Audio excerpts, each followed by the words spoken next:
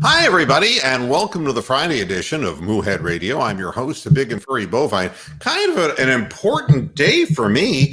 For the first time in 13 months, I went out and hit tennis balls, and Rox was there to watch me to make sure that I didn't pass out on the court or anything like that. Thing that's very interesting about all this, since how you doing? I'm in good spirits because basically I survived an hour of hitting with a tennis pro, and I didn't do very well. But I mean, what the hell? The bottom line was I was out there, and that's the first time in 13 freaking months, man. Welcome to the program. The country is in a real turmoil right now. President Trump has been moved to Walter Reed Hospital. And I do want to start out the program this way because everybody knows my disagreement with him. And it's a deep disagreement philosophically and politically.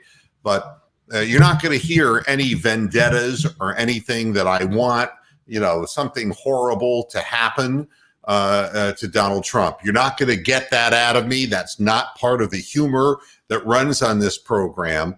And I'll joke about any number of things politically. But initially it was stated earlier today by the White House press secretary that he would be conducting business virtually and that he would be doing all of the things that he normally do. And now they're saying for the next couple of days, he's going to be at Walter Reed handling duties. Mild symptoms. They're saying he does have a fever. So to get all the facts out and get away from all the conjecture, right now his physicians are stating that his case is a mild case.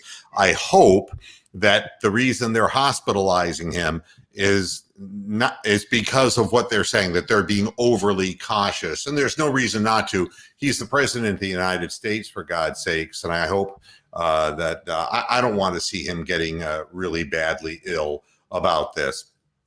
And I don't make jokes. I don't put things up on the internet any more than I find suggestions about people having Alzheimer's disease very humorous after losing my mother to the disease. Civility will reign on this program. It is ironic, to say the least, that we've gotten to this point. But this thing is easy to acquire, and I'll just tell people what I tell them over and over again. Don't touch your face, okay? Sanitize your hands, then you can touch your face. But don't touch your face before you sanitize your hands. If you've touched a foreign object that you don't know where it's been. I was on a tennis court today, and I, went up a staircase and I held onto the rail, and you gotta sanitize. So just be careful, everybody. Be smart, be with it, and don't let your political leanings interfere with the basis of knowledge about how we get diseases. It's not hard to do. Hey, Tiger Cat up there, that's pretty impressive. Tiger, tiger, tiger, tiger, tiger, cat, wickety whack, don't talk back. All right, that's the disgusting Tiger Cat song that I made up for that occasion. Yeah. You say the phone always rings once I'm on the air, but I've been beleaguered by telemarketers today. So can you imagine trying to sell a Jewish person blindly on the phone, or even trying to sell a blind Jewish person something on the phone? It's amazing the Jewish Mr. Magoo. Yeah, right. I mean, it's amazing how you can just juxtapose words and end up with a completely different concept. First, we'll talk about the Cleveland Indians very quickly. This is the eulogy that we all knew was coming, and I think that. They're just not good enough. Listen, American League Central is not good enough. They're all gone. All right. We were worried who's going to end up first, second, and third. What does it really matter? They all really weren't very good. When push came to shove, unfortunately, Shane Bieber looked a lot like Corey Kluber in the playoffs and just didn't have it. And the New York Yankees were hitting everybody and everything. And it looked like let's face it, an $120 million difference. That's what it looked like to me. We didn't play well. We didn't play well defensively. I mean, watching Delino DeShields in center, they got to get a center fielder who's qualified. The guy can't break in the wrong way and let the ball go over his head that way. That started out problems. To give you an idea, I looked on Yahoo Sports, saw that they had a 4-1 lead. As soon as I clicked on the game, I saw the ball go and him misplay an easy fly ball out. Routine. And it went 20 feet past him. And oh my God. He broke in. He broke in on a ball, and you can't do that. I mean, it's Amsterdam's asking a question. Bradley Zimmer's out of favor. I mean, he's obviously not looked upon as being of value, and they felt that Delino DeShields was hitting the ball better at about a 260 clip, and that was good enough. The guy's got no arm. He misjudges fly balls. He's got a lot of raw speed, but he's not a Major League Baseball player. No matter what his name is, he's not his father. So, it's an unfortunate thing. And his dad was an infielder, as far as I remember. Yeah, I mean, and he looked like an infielder's arm playing center field. It looks that way. He inherited that arm, unfortunately. The Yanks only hit it fastballs. Well, here's the thing. I guess I'm confused. Why did Bieber start Judge out with a fastball when they were having trouble hitting breaking balls, late in the season? It's hard to understand it. And of course, what happens is if you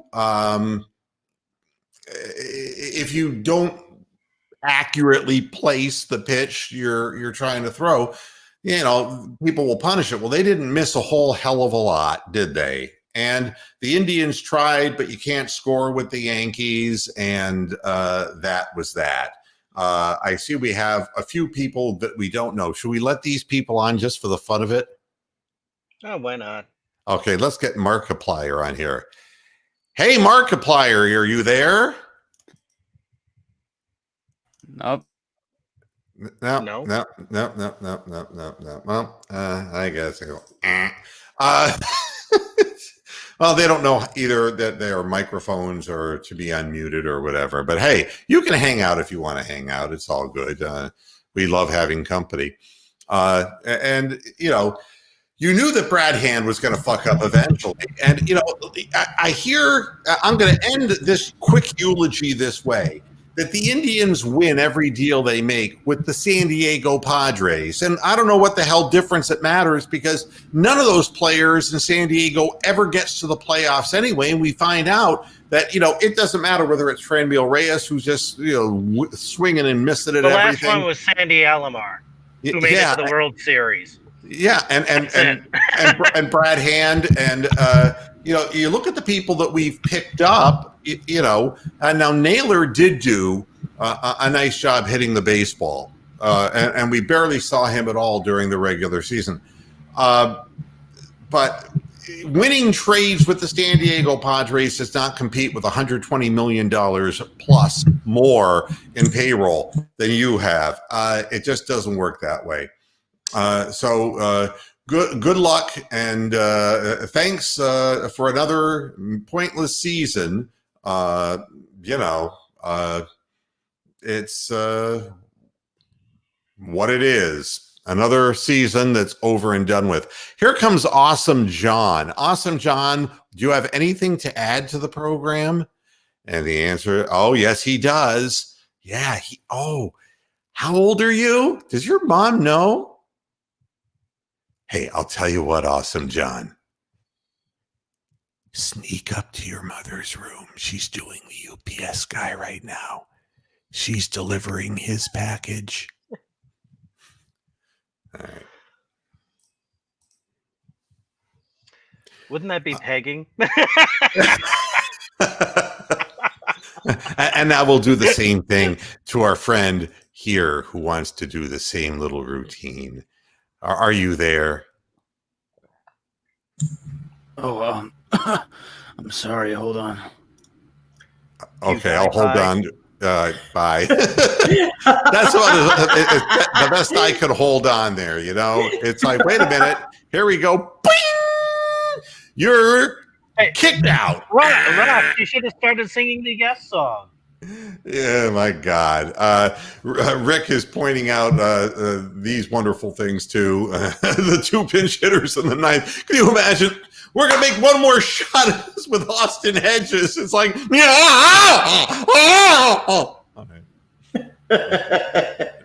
Austin Hedges. I mean, God, he's got as bad as even as long as Benson Hedges' cigarette.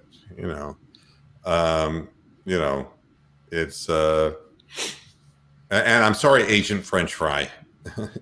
We really can't do anything with you, and I know what you're using a fake name in the studio, so you're being kicked as well, and that's the end of that. I can see who you really are, by the way, because I'm not doing this the normal way. Okay, I'm way beyond you technologically, and the reason is I'm way more intelligent than you folks are. So, the team's not good enough to move on, so they didn't move on. I mean, and say goodbye to Frankie Lindor, and maybe he'll have better postseason success somewhere where he goes, where he doesn't have to be the man. But when he has to be the man, it's, and I think his time was done in Cleveland. His attitude, in my estimation, was not what it needed to be. And he was kind of mentally lazy out there. And they come and they go in Cleveland. That's it. Now let's talk about the team in Cleveland that's active that matters, and that's the Cleveland Browns, who have a big football game this Sunday against the Dallas Cowboys. This one is going to be tough. There are people who are saying, the Browns have a chance of this game. I put it to you this way. Dallas is 1-2, but they've played two really fine football teams. The Rams look great this year. The Seahawks, really a very, very, very good football team. And they managed to be given a game against Atlanta. They came back from behind, and that crazy onside kick thing that went bluey because Atlanta didn't try to recover it. But if you look at the two teams, they're so completely opposite. Somebody is going to have to inflict their will. Dak Prescott has thrown for 1,188 yards. He's completing 67% of his passes. He's averaging 420 yards per game. He's been sacked 6 times with an overall quarterback rating of 98.5. This guy, he has thrown 2 picks, but the problem isn't Dak Prescott. The problem for the Dallas Cowboys has been their offensive line. And the offensive line is something you really can't we'll add Bronk here. Hi, Bronk. How you doing, buddy? Hello. Yeah, good to see you. The offensive line, what has resulted is Ezekiel Elliott only averaging 3.8 yards per carry with a long of 14 this year. That is like nuts. And the fact that Dak Prescott has 74 yards total to 219 for Ezekiel Elliott just shows that their running game just has not been effective. Now that can all change on Sunday, and and I think the Dallas Cowboys need to become a little bit more multi-dimensional. Now, I will say this, that one of their offensive linemen is coming back, if I read correctly. And let's put Rick on. Rick, are you there, buddy? Well, damn. Oh, no, that is what you call pornography, folks. Wow. Ew. Well, this is a sad, sad, sad thing. But you've been reported, by the way, dude. I mean, there's assholes on this program, and then there's assholes. There you go. So, they got to become more multidimensional because they can't throw this all on Dak Prescott's plate. It's impossible to do that. So I guess what it comes down to is, can we stop the running game? And then, will Prescott beat us with the offensive ammunition that he has? Or will the Cleveland Browns and their identity, which Baker Mayfield has only thrown for 564 yards. That's less than half of what Dak Prescott is thrown for. He's only averaging 191 yards per game versus 420. His quarterback rating is a 91.5, which isn't so far behind Dak Prescott. But the big difference is that Kareem Hunt has run for 204 yards this year, and Nick Chubb has run for 292 yards this year. You put that together for damn near 500 yards, whereas you're looking at the Dallas Cowboys, who in the sum total of their quarterback and their running back have only gained 293 yards. So the characteristics of these teams are completely different. The ball will get spread around in Dallas's offense. Amari Cooper has, in 3 games played, the lead guy, 25 receptions out of 35 targets. He's been a real good, solid guy, averaging 10.7 yards per catch. He is more along the lines of Jarvis Landry. He's a guy who's going to catch everything that's thrown at him. He does have a long of 58 yards, but for the most part, he has been an intermediate route runner.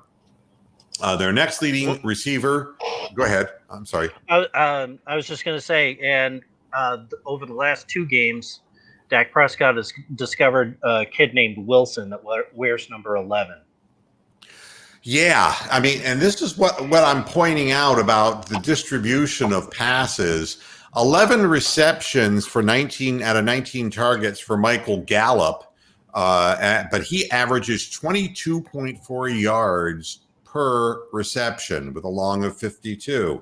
Then CD Lamb at wide receiver, who would fit a little bit more of a mold of a possession receiver, 16 receptions on 22 targets for 230 yards. That's 14 and a half yards per catch with a long of 37. Then you have the tight end Dalton Schultz, who's got 14 receptions out of 20 targets for 147 yards, 10 and a half yards per catch and a long of 28. And the guy you're referring to, Cedric Wilson, is 5 receptions and 7 targets, and it's been happening recently, is right, 21.4 yards per catch, a long of 42. Then Ezekiel Elliott has caught 15 out of the backfield, about 5.9 yards per catch, a long of 19. He has spread the ball around realistically amongst like 6 different receivers, including his running back. And that is the diversity in their offensive scheme, is that they have a lot of wide receiver weapons, which is something that you don't want to hear if you're the Cleveland Browns. Greedy Williams is out again. I really believe he's going to end up having surgery. We'll talk in a minute about Kevin Stefanski's comments. He would neither confirm nor deny that Greedy Williams might be considering surgery as an option for his shoulder. And that's never a good thing. The Cleveland Browns, on the other hand, if you look at their receiving, it's Odell Beckham with 11 receptions out of 22 targets and Jarvis Landry with 12 out of 13.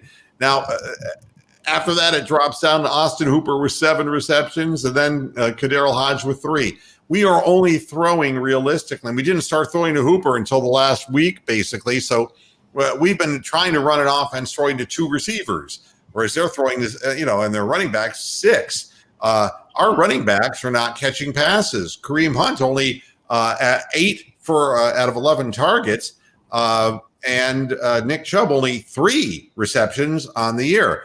So we're either running the ball to our advantage or we're trying to squeeze the ball into 2 guys when everyone knows where it's going. We're not, and to be honest, we don't seem to have any wide receivers who can make a difference at this point.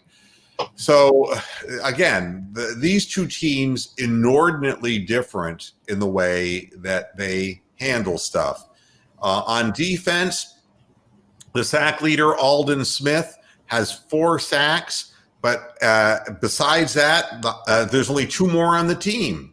Antoine Woods has a sack. Everson Griffin has a sack, but nothing beyond that. So Aldon Smith is the guy you got to, put your pads on. And they're just not getting very many sacks. 6 sacks is not very good for 3 weeks in. So that's another issue as far as pass rush is concerned. And it will be interesting what they do against the Browns offensive line and how the Browns offensive line will hold up to that. They do have a kickoff return man, Tony Pollard, 8 attempts for 154 yards. That's 19.3. But again, average, but those are kickoffs. And I'm surprised they've had 8 attempts this year because somebody's not kicking it out of the end zone. They have a very good field goal kicker in Zerline. We know about him. He's 5 of 6 this year, and he's a consistently accurate field goal kicker. And their punter is netting out 42.3 yards per punt. The Cleveland Browns, on the other hand, we know the story. Our defense, as far as number of sacks, only 8 sacks this year. And that's 2 more than Dallas. So as beleaguered as they are, we are too. Myles Garrett has 3. Adrian Claiborne has 2, and Sheldon Richardson has 2. And there's only 1 left, and that's Tavier Thomas, who on a blitz scheme. So again, neither team has a prolific pass rush, which benefits both teams in a different way. If we can keep the pocket clean for Baker and keep him untouched, then our short passing game and our running game could hold on to the ball for longer periods of time. On the other hand, Dallas averages snapping the ball every 19.3 seconds. All right. Now, these are the kind of things that a cow uses his hooves to dig out. They're playing extremely fast. A lot of people say, well, they've been behind in a number of their games and they have to run the hurry up. But against the Browns, the hurry up worked tremendously well for the Cincinnati Bengals, and there ain't no reason for Dallas to slow down their pace of play if you're looking to fatigue the Browns' defensive line and defensive secondary.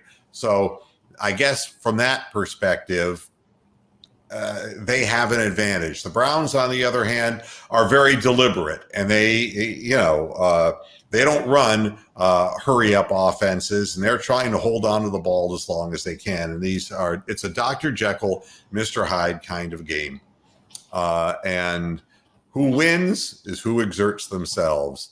The Dallas Cowboys have more offense, although in points scored, it isn't that much of a difference down the road, but we just came off a game where we were gifted 5 turnovers. That's not going to happen against the Cowboys.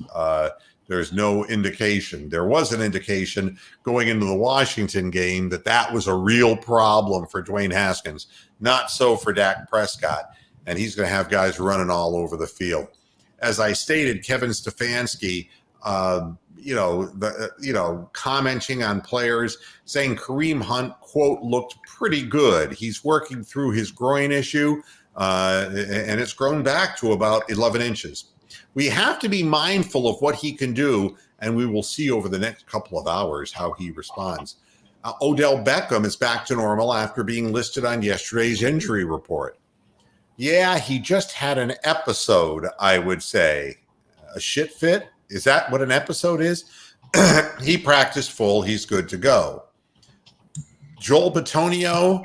He was feeling verklempt. He was verklempt out there. I'm telling you, he was on the exercise bike. He was not engaged.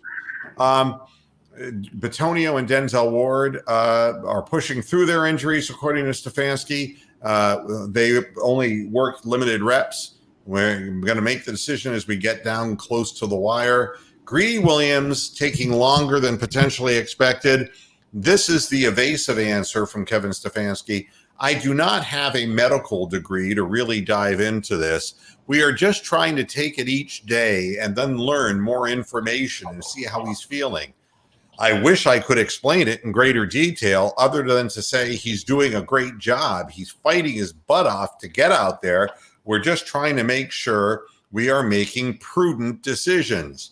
The next invariable question is surgery been ruled out for Greedy Williams.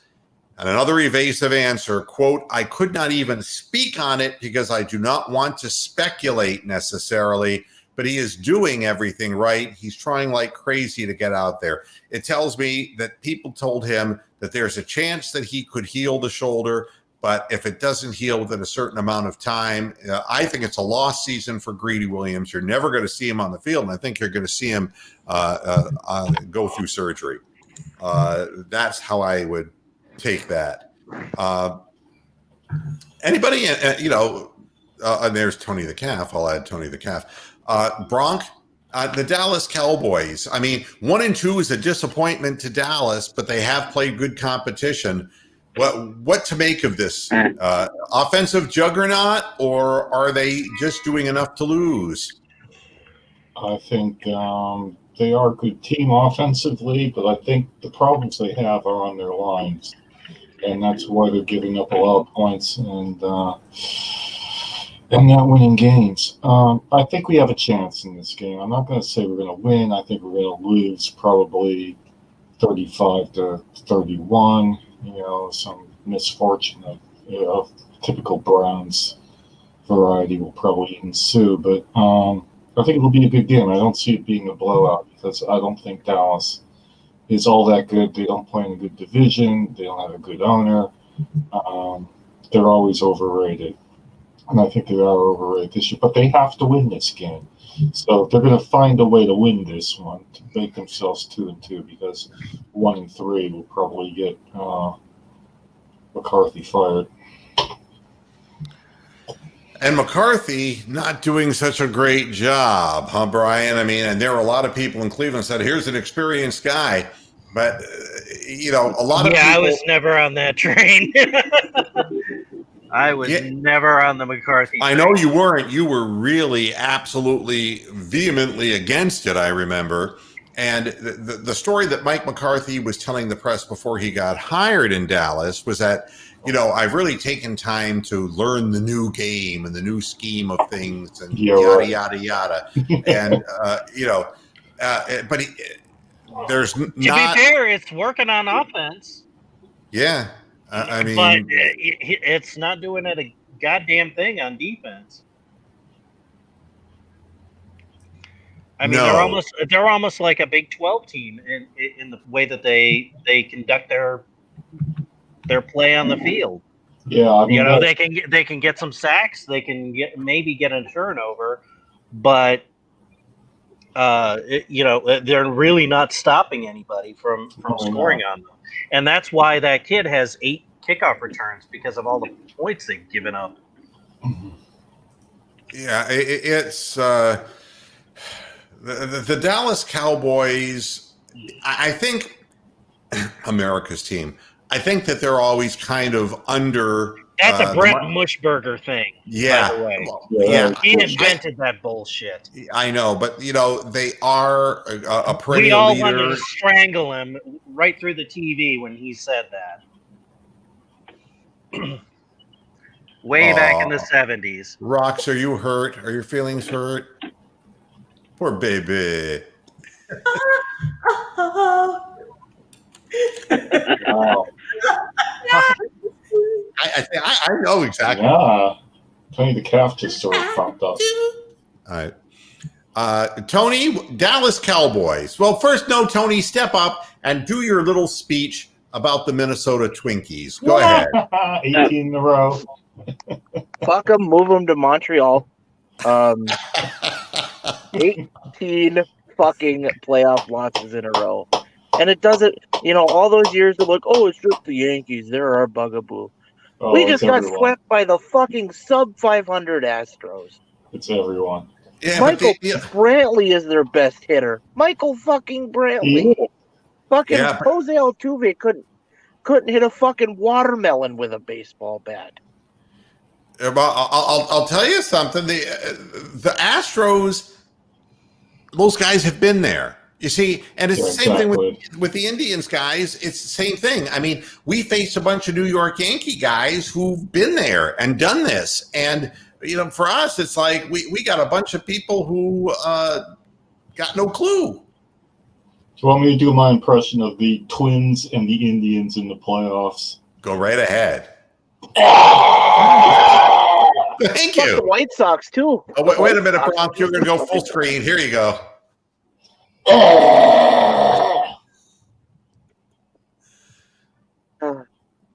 That's it. I see a little silhouette. Okay. Scaramouche. Yeah. It's a. Which rocks?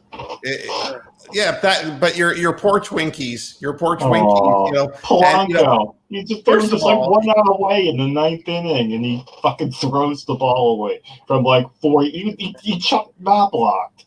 Yeah. But A routine throw that fucking I could have made. Tony, you're a smart guy and you know the truth, and that's that nobody won the AFC Central. No. One team ended up backing into it. The other, nobody really wanted it. And in the end, none of them moved on. They were who we thought they were, Hey, the White Sox looked good in game 1, and then they completely shit their pants. Tanked. Well, and again, those guys, really, honest to God, you go beyond Giolito and he had a perfect game going. what do they have coming out of this? We had shellacked the hell out of the White Sox. Yeah. The Indians can't hit. We know that. I think their best pitcher, second best pitcher, was the Jew hater, Dallas Keuchel. Oh God, I know. Why in the world would you? Yeah. I'll tell you something. I don't want to see that on the back of his uniform. I don't want to. But we all ended up at the same place, Tony, which is Yep. going home. So. Well, thank God the season was only 60 games long, and the playoff wild card was only a minimum of 2 games. Actually, if it had been 162 games long, and we still got swept in the first round of the playoffs, what a waste of time it all is.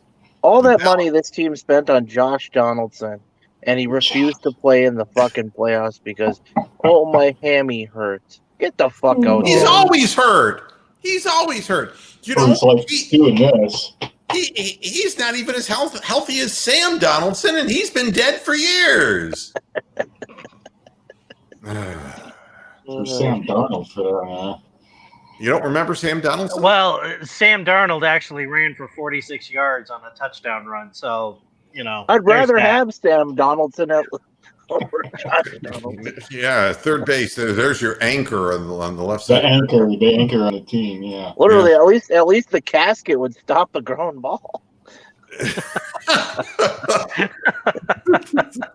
Got a point. It's just an arm hanging out of the casket with a glove on.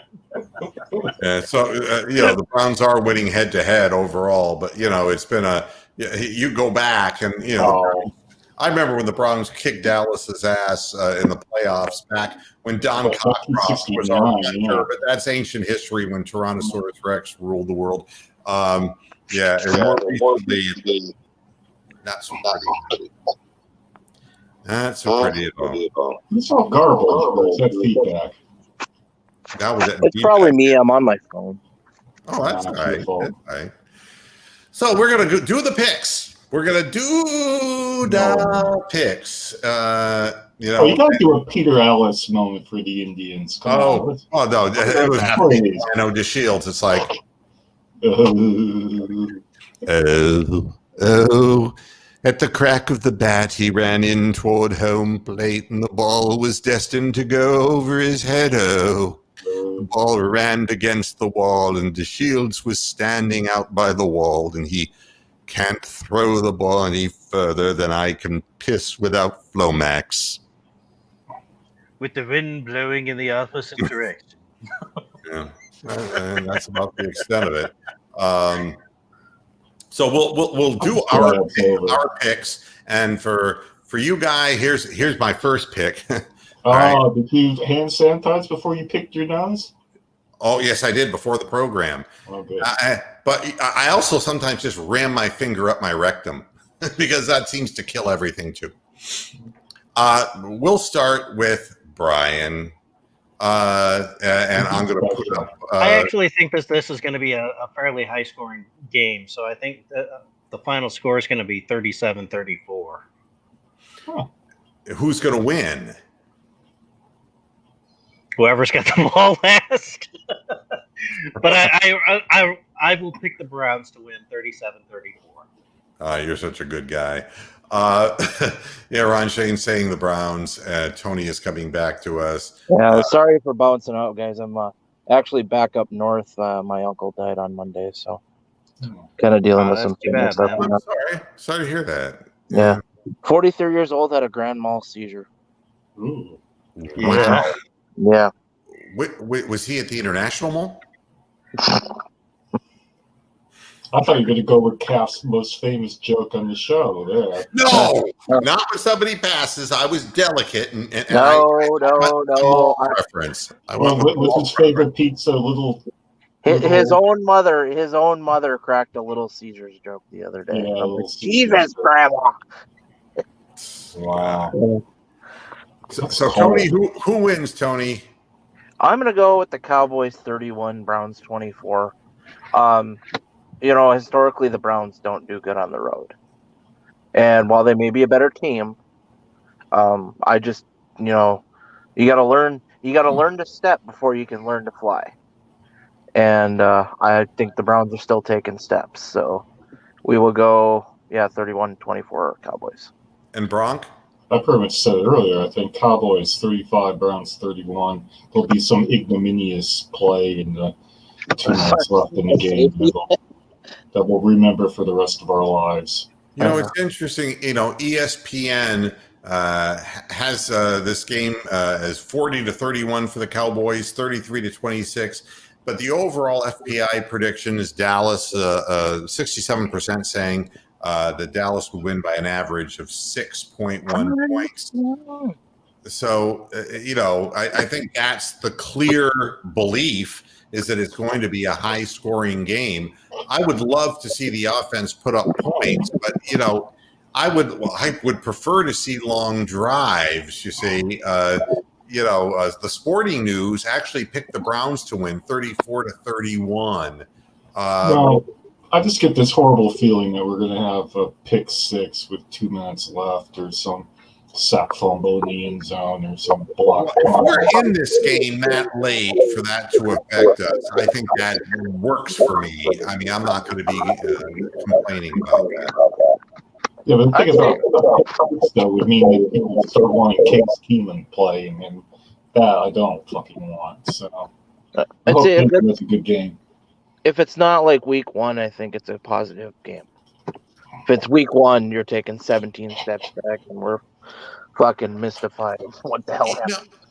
We haven't looked like the team that didn't show up the first week, and we at least we haven't played anybody either, and that's going to be a huge thing. I mean, it's like pedigree and horse racing. I mean, the Dallas Cowboys have played some really good football teams. The Cleveland Browns played one, and that team, interestingly, just got smushed by the Kansas City Chiefs. Oh, and I would not want my quarterback, who is my guy of the future, to say that they are our kryptonite, but that's exactly what Lamar Jackson said. And that's not a good thing. And, what I saw, by the way, in the Ravens game, and I'm surprised we're not seeing from D-Bag here, he must be heartbroken seeing what happened to his team. But, Lamar Jackson only throwing for 95 yards in the entire game. They didn't even look like themselves. They were dropping passes. Mark Andrews was dropping passes. Their running game wasn't for shit. And, they just couldn't, They were totally psyched out on their side of the ball. So, and that's offensively and defensively. The Ravens have Harbaugh. They're never going to get over that. He's not a leader of men, so they can have all the talent in the fucking world. They're not going to win a Super Bowl. I tend to agree, Bronk, that what I saw in that football game was that the Chiefs' offense was so much more imaginative that when with the Ravens, I'll tell you what I do. I got to play them again one more time this year. I would play every running play that they run. I would play them. I'd go and bite on the fake and just let Lamar Jackson run all over the field until he gets hurt, or winded, exhausted, or whatever. I would force him to have to carry the load for what appears to be, you got to pick your poison. And I know he's the most explosive on the field, but, let him keep the ball, play the running backs instead of this whole thing of, we got to look out for Lamar Jackson. I think let him run the ball. He's fast as hell. You may not get a good square hit on him, but if you do, you take him out of the game. And eventually that will pile up if he has to keep running as much as he ends up running. And what we saw in that game is that the Ravens couldn't sustain the ball for any length of time, and the Chiefs just did what they wanted to do. And that defense, which is supposed to be so imposing, what I see is that Harbaugh has a way of being Harbaugh. Yeah, just kind of marginalizing this whole thing. And you wonder to what degree this scheme is going to hold back Lamar Jackson and work against him. It's a very good point about Lamar Jackson making him win the game, because you can't sub out your quarterback. You can sub out running backs. You can sub out Chubb for Hunt and Hunt for Chubb. You can sub out, the Ravens, like 3 guys. They got the Ohio State guy, and they got the, Ingram and whatever the fucking other asshole is. So, yeah, but you can't sub out Lamar Jackson. They tried that last year. It didn't work. So, you make him tired, they got nowhere to go. Now, Jacob Leslie brings up the point that we discovered about them last year. The kryptonite is if you get on top of them. Yeah, exactly. You have to be winning by 10 points. And you're absolutely right, Jacob. Absolutely right. It is what it is. They cannot get chunk yardage with the passing game when the teams know that they're going to pass the football. And I don't think that Harbaugh is anything but a defensive coach. And I've always felt that way. And he had a little run-in about yelling at an official not wearing his mask and pissed off the NFL union and the referees union. And I wouldn't be yelling and screaming if I were him. I'd be figuring out what in the hell I did wrong and why my quarterback believes that after 2 games against a team, they're his kryptonite. Yeah, getting off. So. What can I tell you? And Tony is back with us. What about the booted out Sorry. Go ahead, Tony. I got booted out that time. That was really weird. Oh, wow. Yeah. Bronx, you were saying. What about the Titans and the Steelers? What's going on with that? Is that happening, or How they going to pick that game up? Yeah, That- it's not that being game played is- this week. They switched. It's not being played this week. They switched Titans Steelers to week 7 because they both had the week 7 bye week. Oh, that's October lucky. 25th. No, I think what happened was the Titans have week 7 and the Steelers have week 8. So they're taking the Titans and Steelers and playing it week 7, and then the Steelers are going to play the Ravens, who they were supposed to be in week 7 and week 8. Okay, I didn't know any of that. So Yeah. Yeah. So, but again, that's just COVID rearing its ugly head. And you hope there's not going to be too much of that disrupting the league schedule. And this was the whole point of having the extended practice squad rosters and being able to shuffle players back and forth. Yeah, so why not play the game then? When you got extended squad. Well, they could have at least moved to Monday night and doubled up on Monday night. and had one watchable game. Well, I think they had like 14 or so COVID, tests positive. On the Titans. I thought it was the last number that I heard. It was 5. So There were 2 players and 3 other people. One was a coach, and I don't know who the other 2 were. I know the Vikings and Texans. There was talk that game might get postponed, but the Vikings came back with 0 test result, good, positive test results. So that's going to be on as usual.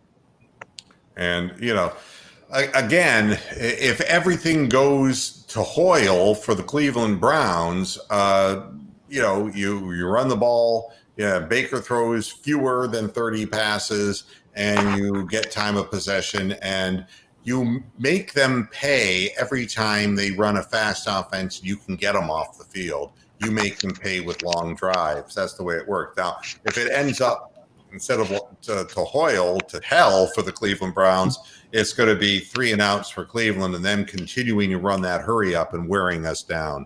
So that's the question. How good are they at the hurry up? Because that's our kryptonite, if you want to use that fucking word. Are they good at the hurry up? Something, Jacob, what's interesting is that the Browns have very effective red zone offense, interestingly enough. Totally. And that's kind of a surprise, but being down 2 touchdowns, I think it takes more than 3 games into a new scheme, so that's that. So. Yeah, it's going to depend on how much if you're talking about the Browns, it's going to depend on how much they manage to hold that offense to field goal attempts. And again, you don't want them scoring quickly, and if their defensive front shows up for this game, it could be a real potential problem for the Cleveland Browns. So whatever it is, it is. I have to pick this game. My estimation is that the Cleveland Browns will lose this game, and I'm hoping that it will be close, but I have a feeling this is going to be a 34-17 game for the Dallas Cowboys, and it will be, getting them more back on track. Now, the question is whether they're going to be able to do anything better than as the season progresses, or if they're going to continue to lose to good football teams and try to squeak into the playoffs. The only good news is that they have the Eagles, the Giants, and exactly. They in their own division. Yeah, they win at 7-9. Like Seattle did the one year. Yeah, totally possible. Oh, we've hit a lull. We've hit a Joe lull. No. 34-17. I did want to point out a few things. Notre Dame, the president of Notre Dame University, Rudy. COVID positive, and he was present, unmasked at the Supreme Court nominees rally, if you will, or her appointing, as the anointing, the contender, and whether that's exactly how and where he picked it up, it is possible. We don't really know that completely.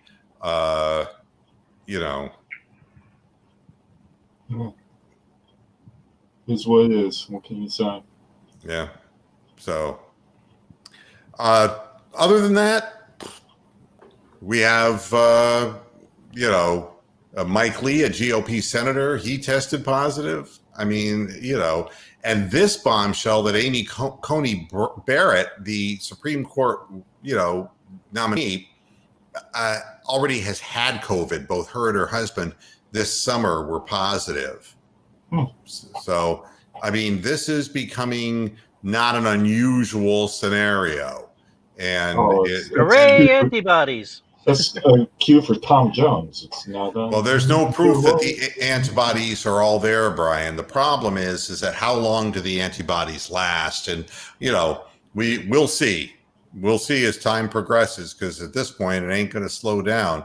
And there have been 2 more COVID cases reported at the White House. The main concern is that housekeeping, which is over 90 employees of the White House, have been exposed and are going through testing right now. But again, I started out the program with this. I will end the program with this. Be careful. If a guy, the president of the United States, can contract this virus, being tested every day, and being and being a germaphobe. Yeah, he himself obviously was, infected by somebody, and under some circumstances it was close enough to him that he was able to contract the virus. But if he can, folks, anybody can. That's the bottom line. Our Prime Minister was hospitalized for that for about a month. So, and his latest baby fiance. So, and Boris, was in the hospital for some time. In the hospital. Yeah. And now we see Trump going into the hospital. We hope that it's not the same circumstance that will go on for a long time. But with only about Boris 30, is apparently very ill. Who knows? 32 days before the election, and 14 are gone for Trump now because he has to be quarantined. And with the hospital stay, isolated. That bugs me. Isolated is when you take somebody who's sick and you isolate them. Quarantine is when you take healthy people and you keep them in a space so that they don't get exposed. So that's the difference. It's difference of words. So they're isolating Donald Trump. They're not quarantining him. Right. So, Good SAT for you. Yeah, but the problem for him is that there's only a month left, and he had a lot of campaigns, stops and rallies planned, and things that he wanted to accomplish. And 2 weeks of that right off the bat's down the shitter. And if his stay in the hospital is longer, or if he has lingering symptoms, which is not unusual, it could shut him out completely. No more debates. There's a whole series of things that could happen as a result of this. Well, could he turn it into a positive for him? I mean, I don't live in America, so I don't vote in America. So could he turn this into a positive? Like, could he get the sympathy voter? I don't know. What do you guys think? Well, no, I mean, unless he gets the HCQ and Z-Pack and all the other azithromycin, it's not really going to be a positive, or perceived as a positive. Well, I mean, the problem is, and I really want to make this real clear, I don't want something bad to happen to Donald Trump. All right, I never. It's not good for anybody if that does. No, I don't wish that on anyone. However, I don't feel sorry for him either. All right, I look at it as his behavior was directly related to his acquisition of this virus, because he not only has given it to other people now, he with his influence, he got people to take this less seriously than they should have. And so I can't feel sorry about the whole thing. But, if he was in the debate, I mean, and he could have technically been positive when he was on the debate stage. In Cleveland. Yes, in Cleveland. And the people at Cleveland Clinic demanded that their people wear masks, and they refused to do it. So it's possible that Joe Biden could end up. I know that they had tested him. Is there anything in the news that has stated that Joe Biden has come back negative? Negative for now, I think. Is that what they're saying? Yeah, that's on BBC. Well, it was also on his Twitter feed. Yeah. Well, I mean, Yes, I follow the opposition, folks. Well, no, I mean,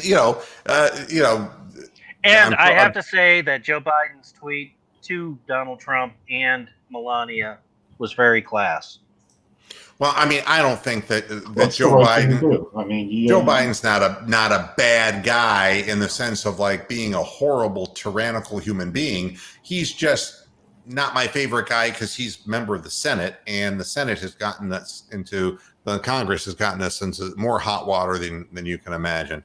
My views on the election don't matter. They don't matter because somebody's got to come out, somebody's got to vote, and this is not a program that sways opinion one way or the other. I can't tell you what my views on the election is. I wish we had a better choice than the two people that we have to choose from. I think totally that agree with that. I wish I a had lot a better of people choice feel here. that way. Yeah. And, I feel like to defend either one is a very difficult thing. A senator based on voting records and Trump based on his business record and his reputation and his things said and done, it's very hard for me to support. And I don't support really either of these two people. However, if I'm forced into a corner, I will go against Trump because I have deep personal convictions against him. All right. And politically, I can't really say that his politics. I mean, he was a Democrat. Now he's a God-fearing Republican, and I really don't know. And Joe Biden, I know what he's voted on. I know what the Congress has done.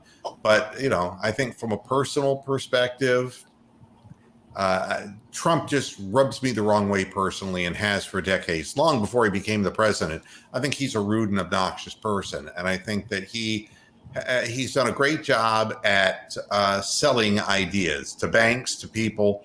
And the thing is, to the Middle East. Yeah, when you're selling something that isn't true, though, and I don't want to see people who are high risk people getting this virus because they think they're doing the right thing because that's what they're hearing from their nation's leader. That's a big part of this right now, but it's a big part of stiffing people when he was in business, not paying his bills. And the tax issue, which I'm not even going to go into the New York Times thing because I can't tell you, as long as there's no sources that are being quoted, whether this is accurate information or not. But what I can tell you is that it wouldn't be just Donald Trump, but there's an entire generation of people and corporations that would do anything not to pay taxes. It would not surprise me if a whole bunch of these people aren't paying taxes, and they're the ones who are saying all these things about, to the police department, and and they're not even paying for any of this shit. They're not paying people for education, for protection, for nothing. If you're not paying taxes, you are the problem, not part of the problem. You are the problem because that's revenue, and revenue can be used in so many different ways. Now, Brian and I would differ on how we would use the revenue, but everybody's got to pay taxes, man. Everybody. And that's just the way it is. And if you don't. Sorry. The undecided people in this election, from my viewpoint, are the people who are very lukewarm Biden supporters as to whether they're going to bother to vote or not. Those are the only people who are undecided. They're sort of very lukewarm. And are they going to do it or not? Who knows? So if Trump makes Biden look sluggish or bad in these debates, that's what his strategy is going to be, is to get these undecided lukewarm supporters to not bother. That's Trump's vehicle to win. Yeah, and the problem is, I don't really see, if Biden gets elected for some ungodly reason, I really don't see the man making it past May. Well, I mean, again, I really don't personally have the feeling that if death they're is going to impending. if you're going to look at the Democratic ticket, you really got to look at Kamala Harris, because that's the person who's ultimately going to end up in the Oval Office. Well, what they say is, the over and under, and they say the betting lines. Right now, if you would have asked people 3 months ago who's going to live longer, Donald Trump or Joe Biden, they would all said Donald Trump. And today he's in Walter Reed Hospital with COVID. So how would you bet now? I mean, this is hard to project and predict. I don't know. Joe Biden could drop dead, or he could live for another 4 years or 5 years. Who knows? But I think that they're or Joe could hit him in the neck with some polonium. No. But I do have, we had Ronald Reagan in the White House when he was in the early throes of Alzheimer's, and they just there should be a constitutional amendment where people over 70 shouldn't be running for president. But even somebody who's 70 could technically just keel over and die. I mean, but Reagan, they just had him going. And he couldn't hear the questions that were being asked of him. Way through that whole presidency. And then by the time he was out of office, they put him on a witness stand. He didn't remember anything because he didn't remember anything. And he ended up dying of Alzheimer's disease. So that's not something that we want, but we do have a succession and transfer of power. That's why we have a vice president. And I know that you're more comfortable with Pence than I would be. And as far as No, I'm not comfortable with Pence as in the White House at all, or in the Oval Office at all. No. Well, you might be more so than you would be having Kamala Harris there, I guess is what I was trying to say. Yeah. I mean, between those two, yes. Yeah. But overall, no. Yeah. But I definitely don't want to end up with Nancy Pelosi, and neither should any sane person. It's only a month away, and whatever it is that happens. I just hope that people remain healthy, and that if I had my wish, I hope that Donald Trump doesn't come out of this and say, "See, this is nothing. This whole thing is nothing, and look, I overcame it." And if I hear that from him, then I will want something even worse to happen to him. Okay. Because the fact of the matter is, you don't know who it's going to strike and how it's going to affect anybody. Everybody's different. And, the word was that, what's Hope's last name, Brian? The woman who Hope Hicks has been stricken harder by this. Is early news reports that I'm hearing is that she we don't know why that would be the case, but that she was having much less mild, more severe symptoms. So we can't pick this out on the basis just of age or just as a percentage of body fat. And a lot of it has to do with underlying conditions. Yeah. I mean, we don't know. We don't know what Donald Trump's underlying conditions or Joe Biden's underlying conditions are. We don't know that. So there's so much that we don't know. To even conjecture is crazy. I just want everyone to be well. I want the outcome of the election to be the outcome of the election, and we accept it one way or the other. I mean, each side has to accept what comes down. And there's going to be cries from both sides if they lose. They're going to say that it was fixed, it was rigged, that people were prevented from voting, or things were thrown out. It's going to be ugly. And they don't expect the count to be done before December 15th, folks.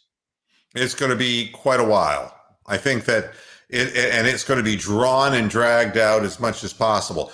The one thing that I can say is that we'll get an indication on, as far as on election night, are whether numbers that we're seeing in these polls in states like Wisconsin, Pennsylvania, Minnesota, Ohio, are real, or whether it's just more of all that jazz. We'll see.